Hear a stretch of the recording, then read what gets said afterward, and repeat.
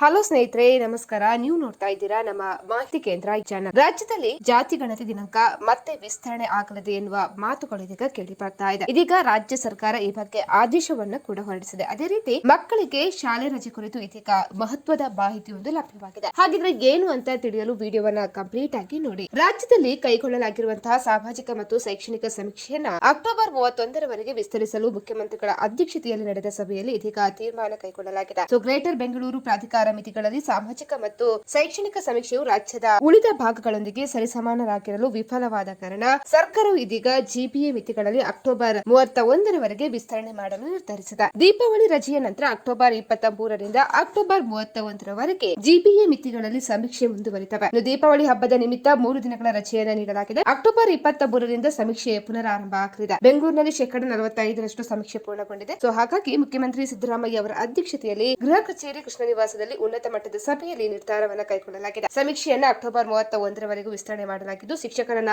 ಬಳಕೆ ಮಾಡಿಕೊಳ್ಳದಿರಲು ತೀರ್ಮಾನಿಸಲಾಗಿದೆ. ಹೀಗಾಗಿ ಶಾಲೆಗಳು ಎಂದಿನಂತೆ ನಡೆಯಲಿವೆ. ಸಮೀಕ್ಷೆಗಾಗಿ ದಸರಾ ರಜೆ ವಿಸ್ತರಣೆ ಮಾಡಿಲ್ಲ ಎಂದು ಕನ್ನಡ ಮತ್ತು ಸಂಸ್ಕೃತಿ ಹಾಗೂ ಹಿಂದುಳಿದ ವರ್ಗಗಳ ಕಲ್ಯಾಣ ಇಲಾಖೆಯ ಸಚಿವ ಶಿವರಾಜ್ ಎಸ್ ತಂಗಡಗಿ ಅವರು ಮಾಹಿತಿಯನ್ನು ನೀಡಿದ್ದಾರೆ. ಮುಖ್ಯಮಂತ್ರಿಗಳ ನಿರ್ದೇಶನದಂತೆ ದೀಪಾವಳಿ ಹಬ್ಬದ ಹಿನ್ನೆಲೆಯಲ್ಲಿ ಅಕ್ಟೋಬರ್ 20, 21 ಹಾಗೂ 22ರಂದು ಸಮೀಕ್ಷೆಯಲ್ಲಿ ಪಾಲ್ಗೊಳ್ಳುವ ಸಿಬ್ಬಂದಿಗೆ ರಜೆಯನ್ನು ನೀಡಲಾಗಿದೆ. ಅಕ್ಟೋಬರ್ 23ರಿಂದ ಸಮೀಕ್ಷೆ ಪುನಃ ಆರಂಭವಾಗಲಿದೆ. ಆಯಾ ಜಿಲ್ಲಾಧಿಕಾರಿಗಳು ಜಿಲ್ಲೆಯಲ್ಲಿನ ವಿವಿಧ ಇಲಾಖೆಯ ಸಿಬ್ಬಂದಿಗಳನ್ನ ಬಳಸಿ ಅಕ್ಟೋಬರ್ 23ರಿಂದ 31ರವರೆಗೆ ಸಮೀಕ್ಷೆ ಕಾರ್ಯವನ್ನ ಪೂರ್ಣಗೊಳಿಸಲಿದ್ದಾರೆ ಅಂತ ಹೇಳಿ ಇದೀಗ ಮಾಹಿತಿ ನೀಡಿದ್ದಾರೆ. ಹಾಗಾಗಿ ಮಕ್ಕಳಿಗೆ ಶಾಲಾ ರಜೆ ವಿಸ್ತರಣೆ ಆಗುವ ಸಾಧ್ಯತೆ ಇರುವುದಿಲ್ಲ. ಸ್ನೇಹಿತರೆ, ಈ ಮಾಹಿತಿ ಇಷ್ಟ ಆದಲ್ಲಿ ವಿಡಿಯೋಗೊಂದು ಲೈಕ್ ಅನ್ನು ಕೊಡಿ. ಅದೇ ರೀತಿ ಮತ್ತಷ್ಟು ಅಪ್ಡೇಟ್ಗಾಗಿ ನಮ್ಮ ಚಾನೆಲ್ ನ ಕೂಡ ನೀವು ಸಬ್ಸ್ಕ್ರೈಬ್ ಮಾಡ್ಕೊಳ್ಳಿ.